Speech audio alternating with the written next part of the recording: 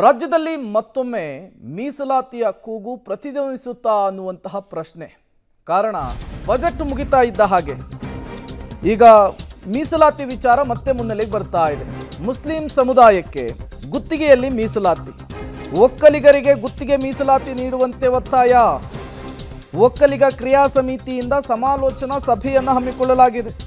ಸಭೆಯಲ್ಲಿ ಒಕ್ಕಲಿಗ ಸಂಘದ ಪದಾಧಿಕಾರಿಗಳು ಮುಖಂಡರು ಭಾಗಿಯಾಗಿದ್ದಾರೆ. ಒಕ್ಕಲಿಗ ಕ್ರಿಯಾ ಸಮಿತಿಯ ನೇತೃತ್ವದಲ್ಲಿ ನಡೀತಾ ಇರುವಂತಹ ಸಭೆ ಇದು.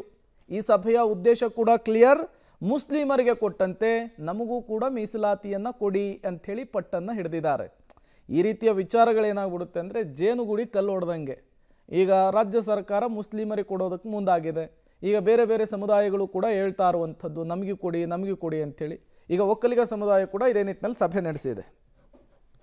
ರಾಜ್ಯ ಬಜೆಟ್ನಲ್ಲಿ ಮುಸ್ಲಿಮರಿಗೆ ಗುತ್ತಿಗೆಯಲ್ಲಿ 4% ಮೀಸಲಾತಿಯನ್ನು ಘೋಷಣೆ ಮಾಡಿರುವಂಥ ಹಿನ್ನೆಲೆಯಲ್ಲಿ ನಮಗೂ ಕೂಡ ಮೀಸಲಾತಿ ಕಲ್ಪಿಸಬೇಕು ಗುತ್ತಿಗೆಯಲ್ಲಿ ಅನ್ನುವಂಥ ನಿಟ್ಟಿನಲ್ಲಿ ಸಮಾಲೋಚನೆಯ ಸಭೆಯನ್ನು ಒಕ್ಕಲಿಗರ ಕ್ರಿಯಾ ಸಮಿತಿ ಮಾಡಿರುವಂಥದ್ದು. ಈಗ ಸಮಾಲೋಚನೆಯ ಸಭೆಯಲ್ಲಿ ಪಾಲ್ಗೊಂಡು ನಮಗೂ ಕೂಡ ಮೀಸಲಾತಿಯನ್ನು ಕೊಡಬೇಕು, ನಮಗೂ ಆ ಗುತ್ತಿಗೆಯಲ್ಲಿ ಏನು ನಮಗೆ ಅಂದರೆ ಮುಸ್ಲಿಮರಿಗೆ ಕೊಟ್ಟಿರುವಂಥ ಮೀಸಲಾತಿ ವಿಚಾರಕ್ಕೆ ಸಂಬಂಧಪಟ್ಟಂತೆ ನಮ್ಮದೇನು ಬೇಸರ ಇಲ್ಲ, ಆದರೆ ನಮಗೂ ಕೂಡ ಮೀಸಲಾತಿಯ ಅವಶ್ಯಕತೆ ಇದೆ, ನಮಗೂ ಕೂಡ ಮೀಸಲಾತಿ ಕೊಡಬೇಕು ಅನ್ನುವಂಥ ನಿಟ್ಟಿನಲ್ಲಿ ಎಲ್ಲರೂ ಕೂಡ ಅಂದರೆ ಕ್ರಿಯಾ ಸಮಿತಿ ಏನಿದೆ, ಕ್ರಿಯಾ ಸಮಿತಿಯ ಸದಸ್ಯರೆಲ್ಲರೂ ಕೂಡ ಸೇರಿಕೊಂಡು ಸಮಾಲೋಚನೆಯ ಸಭೆಯನ್ನು ನಡೆಸಿದ್ದಾರೆ.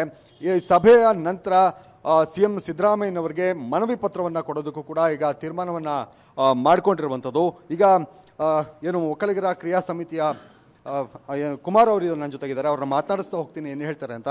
ಸರ್, ಯಾವ ಉದ್ದೇಶಕ್ಕೆ ಯಾವ ಕಾರಣಕ್ಕೆ ಇವತ್ತಿನ ಸಮಾಲೋಚನೆ ಸಭೆ? ಈಗ ಸರ್ಕಾರ ರಾಜ್ಯ ಬಡ್ಜೆಟ್ನಲ್ಲಿ ಏನು ಆಯವ್ಯಯ ಮಂಡನೆ ಮಾಡಿದೆ, ಮಂಡನೆ ಮಾಡಲಿದ್ದಕ್ಕೆ ಮುಂಚೆನೇ ವಿಧಾನಸಭೆಯಲ್ಲಿ ಒಂದು ಚರ್ಚೆ ಬಂತು. 2Bಗೆ ಮೀಸಲಾತಿಯನ್ನು ಕೊಡ್ತೀವಿ, ಮುಸ್ಲಿಮರಿಗೆ 4% ಗುತ್ತಿಗೆನಲ್ಲಿ ಮತ್ತು ಕೈಗಾರಿಕಾ ಪ್ರದೇಶದ ಇದರಲ್ಲಿ BDAನಲ್ಲಿ ಮತ್ತು ವಸತಿ ಇದರಲ್ಲಿ ನಾವು ರಿಸರ್ವೇಷನನ್ನು ಕೊಡ್ತೀವಿ, ನಾವು ಮೀಸಲಾತಿ ಗುತ್ತಿಗೆ ಮೀಸಲಾತಿಯನ್ನು ಕೊಡ್ತೀವಿ ಅಂತ ಹೇಳಿ ಈಗ ನೆನ್ನೆ ಬಡ್ಜೆಟ್ನಲ್ಲಿ ಹೇಳಿದ್ದಾರೆ. ಹಿಂದೆ ಅದು ಮಸೂದೆ ವಿಧಾನಸಭೆಯಲ್ಲೂ ಬಂದಿದೆ. ಸೊ ಆದರೆ ಪ್ರವರ್ಗದಲ್ಲಿ ಏನು ಹಿಂದುಳಿದ ವರ್ಗದ ಪ್ರವರ್ಗದಲ್ಲಿ ಏನೇನು ಬರ್ತದೆ 1A 2A 2B 3A ಮತ್ತು 3B, ನೀವು ಏನು 2Aಗೆ ಕೊಟ್ಟಿದ್ದೀರಾ, 1A ಕೊಟ್ಟಿದ್ದೀರಾ, ಈಗ 2Bಗೂ ಕೊಟ್ಟಿದ್ದೀರಾ ಮುಸಲ್ಮಾನರಿಗೂ. ನಾವು ಅವ್ರು ಕೊಟ್ಟಿರ್ತಕ್ಕಂಥದ್ದನ್ನು ನಾವು ಸ್ವಾಗತ ಮಾಡ್ತೇವೆ, ಸರ್ಕಾರವನ್ನು ನಾವು ಅಭಿನಂದಿಸ್ತೇವೆ. ಹಾಗೆ ಹಿಂದುಳಿದ ವರ್ಗದ ಪ್ರವರ್ಗದಲ್ಲಿ ಏನು ಬರ್ತದೆ 3A ಒಕ್ಕಲಿಗರು ನಾವು ಬರ್ತೀವಿ. ನಾವು ಹಿಂದುಳಿದ ವರ್ಗದ ಪ್ರವರ್ಗದಲ್ಲಿ 3Aನಲ್ಲಿ ಬರೋದ್ರಿಂದ ಗುತ್ತಿಗೆನಲ್ಲಿ ನಮಗೂ ಮೀಸಲಾತಿಯನ್ನು ಕೊಡಬೇಕು. ಮತ್ತು KDB ಇರ್ಬೋದು, BDA ಇರ್ಬೋದು, ವಸತಿ ಇರ್ಬೋದು, ಯಾವುದೇ ಇದರಲ್ಲಿ ಇದನ್ನು ಕೊಡಬೇಕಾದ್ರೆ ಒಕ್ಕಲಿಗರಿಗೂ ಗುತ್ತಿಗೆನಲ್ಲಿ ಮತ್ತು KDBನಲ್ಲಿ ಮೀಸಲಾತಿಯನ್ನು ಕೊಡಬೇಕು, ಹಂಚಿಕೆ ಮಾಡಬೇಕು ಅಂತ ಹೇಳಿ ನಾನು ಸರ್ಕಾರವನ್ನು, ಮಾನ್ಯ ಮುಖ್ಯಮಂತ್ರಿಗಳನ್ನು, ಮಾನ್ಯ ಉಪಮುಖ್ಯಮಂತ್ರಿಗಳನ್ನು ನಾವು ಒತ್ತಾಯ ಮಾಡ್ತಾ ಇದ್ದೇವೆ. ಈಗ ಸಮಾಲೋಚನೆ ಸಭೆಯಲ್ಲಿ ಈ ಥರ ತೀರ್ಮಾನ ಮಾಡ್ಕೊಂಡಿದ್ದೀರಿ, CMಗೆ ಮನವಿ ಪತ್ರವನ್ನು ಕೊಡುವಂಥದ್ದು ಅಥವಾ ಪ್ರತಿಭಟನೆಯ ಮೂಲಕನೋ ಅಥವಾ ಯಾವ ರೀತಿಯಾಗಿ ಯಾವ ಸ್ವರೂಪದಲ್ಲಿ ಮಾಡಬೇಕು ಅನ್ನೋದು ಸರ್ ಅವ್ರಿಗೆ ತಿಳಿಸೋದು? ಈಗ ನಾವು ಪ್ರತಿಭಟನೆಯನ್ನು ನಾವೇನು ಮಾಡಲ್ಲ. ಯಾಕೆಂದರೆ ಏಕಾಏಕಿ ನಾವು ಪ್ರತಿಭಟನೆಯನ್ನು ಮಾಡಿದ್ರೆ ನೋಡಿ ಒಂದು ವರ್ಗ ಕೊಟ್ಟಿದ್ದಾರೆ, ಬೇರೆ ವರ್ಗದವ್ರನ್ನ ಇವರು ಸಹಿಸಲ್ಲ ಒಕ್ಕಲಿಗರು ಅನ್ನೋ ಒಂದು ತಪ್ಪು ಸಂದೇಶ ರಾಜ್ಯಕ್ಕೆ ಹೋಗುತ್ತೆ. ಸರ್ವರಿಗೂ ಸಮಪಾಲು ಸರ್ವರಿಗೂ ಸಮಪಾಲು ಅಂತ ಹೇಳಿ ರಾಷ್ಟ್ರಕವಿ ಕುವೆಂಪು ಅವರು ಹೇಳಿದಾಗೆ ಮಾನ್ಯ ಮುಖ್ಯಮಂತ್ರಿಗಳು ಸರ್ವರಿಗೂ ಸಮಪಾಲು ಸರ್ವರಿಗೂ ಸಮಪಾಲು ಅಂತ ಹೇಳಿ ತಮ್ಮ ಸಮಾಜವಾದಿ ನಿಲುವನ್ನು ಪ್ರದರ್ಶನವನ್ನು ಮಾಡ್ಕೊಂಡು ಬರೋದಂಥ ಮುಖ್ಯಮಂತ್ರಿಗಳು ಒಂದು ಕಣ್ಣಿಗೆ ಬೆಣ್ಣೆ ಒಂದು ಕಣ್ಣಿಗೆ ಸುಣ್ಣ ಹಚ್ಚುವಂಥ ಕೆಲಸವನ್ನು ನೀವು ಮಾಡಬೇಡಿ. ರಾಜ್ಯದಲ್ಲಿ ಒಕ್ಕಲಿಗರು ಹಲವಾರು ಜನ ಬಡವರು ನಮ್ಮ ಸಮುದಾಯದಲ್ಲೂ ಇದ್ದಾರೆ.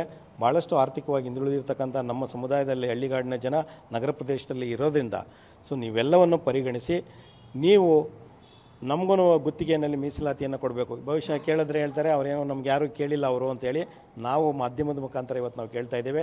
ನಮಗೂ ಗುತ್ತಿಗೆನಲ್ಲಿ ಮತ್ತು KDBನಲ್ಲಿ ಮತ್ತು BDAನಲ್ಲಿ ನೀವು ಏನು ವಸತಿ ಇದರಲ್ಲಿ ತೊಗೊಂಡು ಬಂದಿದ್ದೀರಾ ಅದರಲ್ಲೂ ನಮಗೆ ಮೀಸಲಾತಿಯನ್ನು ಕೊಡಬೇಕು ಅಂತ ನಾನು ಸರ್ಕಾರನ ಒತ್ತಾಯ ಮಾಡ್ತಾಯಿದ್ದೇವೆ.